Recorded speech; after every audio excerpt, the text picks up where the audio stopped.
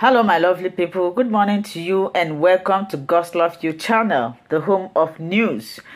Here, we react to all forms of videos. We bring information about what is happening across the globe, especially in Nigeria. And I welcome each and every one of you to God's Love You channel. You will never regret being part of this great platform. So, my great people, I have come again to react, but this time around I would like each and every one of us to pay attention. I will be here, we will listen to this video together. The US lawyer interviewed the Prime Minister of Biafra Republic government in exile. If it is not what the Prime Minister is doing, believe me, by now Mazina the Kano, they would have forgotten him. It would have been forgotten. Biafra restoration would have been forgotten. But because of what he is doing, now over 50 lawmakers have called that Mazina Kano should be released. Even Binta Nyako have said that she cannot do anything again. So let's listen to this interview. If you have anything to contribute in the comment section, let us do it always constructively. Thank you. Obviously, the Nigerian army is really big. Do you have the same amount of numbers that they do in terms of having boots on the ground? Thank you very much, Samia. It is not about the numbers. We have over 100,000 men at this point, about 130,000 men cut across Biafra land. But it is not about the numbers. Nigeria military are infiltrated by terrorists who do not have any kind of military training, and they don't understand what is rule of engagement. So we also have our terrain. It is completely different from what Nigeria Army, their experience and what they know about. So the fight going on, or the war going on, the conflict going on in Biafra land is completely different from what they have, what the experience they have had in the past. And we purposely designed the way we fight them this time around, because we know their weaknesses and we know what they can do depending on the kind of response we're giving to them, in our self-defense. So it is not about the number. They have the equipment, they have the weapon, but if you follow, keenly what has been happening for a few days, or a few weeks, or a few months, even for the past 5 months, you see that for the very first time in the history of Nigeria, the military hierarchy are now crying. And the only reason they are crying is because we are neutralizing them when they come to kill us. The terrain is very difficult, and we dictate how to fight them. They have been trying to make us go into conventional warfare. We don't want to go into conventional warfare. And that's why when they come to our community, they kill innocent women and children. And at the same time, we try to repel them as much as we can. But then, facing the Biafra Liberation Army, we always defeat and repel them. From the air, from the land. So this is what is going on. So it's not about the number, but it's about tactics, it's about the experience, it's about also the terrain. That is what is going on. Thank you. Thank you. Do you have further questions, please? If you have further questions, no, thank you. That's all. Opportunity. Thank you so much. Appreciate the time. All right. Thank you very much. And I can see that you are a reporter, and of course this is where some of you need to come in, because the war that is going on now between Nigeria and Biafra is not reported. And so you journalists, especially those of you in the United States, have a very good role to play. And remember that what we are fighting today is not about ourselves alone.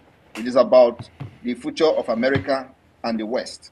What has happened and what is going on is that the terrorists are looking for a safe haven. Not just they are looking for a safe haven, they have actually found a safe haven in northern Nigeria, in the Sahel region. And by the time their target is to take over Biafra land, and that's why when this thing is happening, hundreds of people are getting killed in other parts of Nigeria. The military are not interested in it. They are all interested in Simon Ekpa, because their target is to take over Biafra land, take our natural resources, refine it, make money, and sponsor terrorist attack against America and against the West. That is their target. And I did not say this. The CIA have the information. The military, the United States Defense have this information, that they are looking for a safe haven in Nigeria where they will start looking at attack against the West and America. So it is not just about Biafra. And this is what the West should understand. America should understand this. Today, you see, even though many people are supporting Hamas, the Hamas have found a safe haven in Nigeria. The Hamas leader is in Nigeria negotiating and all that. We are not against those fighting for their freedom. But in the course of your freedom, you shouldn't take the life of innocent women and children. That's what we're against. I'm not against, personally, I'm not against anybody fighting for freedom, but you must not kill innocent women and children like we see on 7th of October in Israel. Today, Nigeria embraced them. So this is the kind of thing that people should understand, that fighting for Biafra and helping Biafra, including creating awareness in the United States and making the United States government understand that Biafra government in exile is the only legitimate government that speak and fight for the interests of Biafra people. In order to stop this terrorist upsurge in the nearest future, you must support Biafra either through your media channel or however you can do it to create awareness in the United States. So we will appreciate, and I appreciate that you come here to listen and ask this particular pertinent question. It's very important because many people do not know what is going on. And you see, the reason I'm having this space today is because of the images you may be seeing on my page. The images of very gruesome images coming is the evidence of the war that they don't want to report about. So when they see it on my page, they call me violent person, they call me criminals and all manner of names. But this is actually happening. We are also losing men. Not that we're not losing, but of course the casualty in our side is very minimal. But they are losing thousands of men every day. That's what is going on. It is unreported because they are scared of reporting it. The only thing you hear is for them to come to the TV station and radio to shout, Simon Ekpa must be repatriated. And nobody is asking the question, what is this Simon Ekpa doing?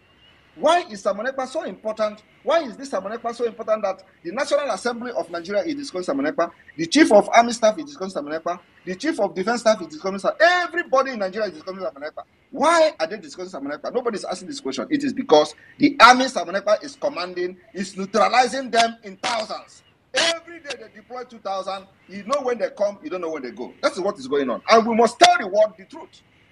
So my follow-up question I did have one, I'm sorry, is what sort of message do you have for the American government, or what sort of direct actions do you anticipate the United States military to do? Is there a call for action? Are you asking for weaponry? Are you asking for funding to fund your war? What message do you have for America, the United States government? The word I have for America and the United States government is to support Biafra militarily and otherwise.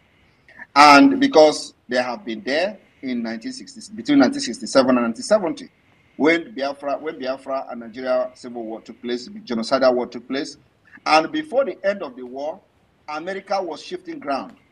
In the beginning of the war, America was supporting Britain. We know that America and Britain, they have a very special protected interest, so they support each other. But then, this is not about interest this time around. It's about, we must do the right decision to protect the future against terrorism, against, a very catastrophic situation that may befall the West and America in the nearest future. So during the War of Biafra, we understand that America was siding Nigeria was on Nigeria's side. And it was as a result of the misinformation that they are trying to bring up to the table at this point. Misinformation in the sense that there was no news report coming from Biafra land. Nobody knew what was going on. Nobody knew except the Britain and the Nigeria government. So there was a blockade of Biafra. But of course, after the war, when we started this Biafra agitation, we begin to see declassified United States document from the Department of State, declassified document which shows that at a point, America was actually shifting and turning its back on Nigeria and coming to the Biafra side. But because Biafra did not have that information, Biafra did not have that privileged information that America was shifting ground. Because, the game started changing. So, and Nigeria, who have linked to America and have more information, they begin to push for a ceasefire. And while America was shifting ground to support Biafra, they were pushing for a ceasefire because they know that America already turned their back on Nigeria. And that was why, because of lack of information and misinformation, those fighting for the leaders of Biafra then succumbed because of lack of information. Otherwise, if this war should have been sustained for the next few months, America would have come fully to support Biafra. And today, I don't think anybody who was part of supporting Nigeria back then will be very proud for what they did, because Nigeria has failed. We see where they are going today. They are supporting Islamic State. They are supporting terrorists. They are supporting Taliban. Everything that America is against is what Nigeria is supporting today. And that was what America supported in 1967. So what we are asking is, we're asking for military hardware, military support, and every support America can give. First of all, we need America to understand that this government that has its headquarters in Maryland is the only recognized government that speaks for the interests of Biafra people from the old eastern region of Nigeria. Today, the Nigerian government has tried everything to stop our sit-at-home civil disobedience. The people have rejected them. The people have rejected the government, the state government. The people have rejected the federal government. They have rejected the military. They have rejected everything in Nigeria, and they obey the Biafra government in exile. And that is a referendum on its own. Sir Major, it may interest you today that now the Biafra Republic government in exile is conducting self-referendum. And today we have recorded over 40 million votes. The self-referendum that is going on has 3 stages. In the stage 1, we recorded over 30 million votes. This is the stage 2 ongoing, and we have recorded 10 million plus, which is total of 40 million votes. And the stage 3 will end on November 28. And from November 29, we are organizing Biafra Declaration of the Restoration of Independent State of Biafra Convention in Finland. It's going to be a 5-day event, and we are going to declare Biafra, the Restoration of Independent State of Biafra, on the 2nd of December from the result of this self-referendum, which Biafra people have given us their mandate. That's what we are doing. And Nigeria government in Nigeria election, they have never recorded such vote because Biafrans are not interested in voting in Nigeria election. This is the first, many people have confessed that this is the first time they have ever participated in anything voting in their life. And these people are 50 years, 60 years of age. They have never participated one day in election. But this Biafra referendum, they are participating. And we have recorded 40. So we are looking at even having up to 50, 60 million votes for this self-referendum. So we have written to the United Nations. We have also informed the African Union Court in Banjul the need to recognize this particular self-referendum being conducted by Biafra Republic government in exile. If they fail to do that, after 2nd of December, calamity will befall Nigeria, because we have been killed enough. We have followed every laid down principles and rules to make sure that Nigeria renegotiated again, and they are using guns, the barrels of the guns and bullets to force us into a union where you are going to be butchered, your hand cut off, your head cut off, if you don't believe in what they believe in. We say enough is enough. We were not consulted before Nigeria was amalgamated in 1914. These are problems that is very easy to resolve.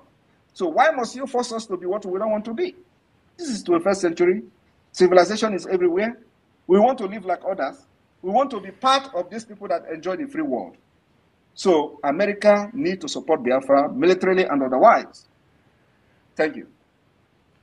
Thank you.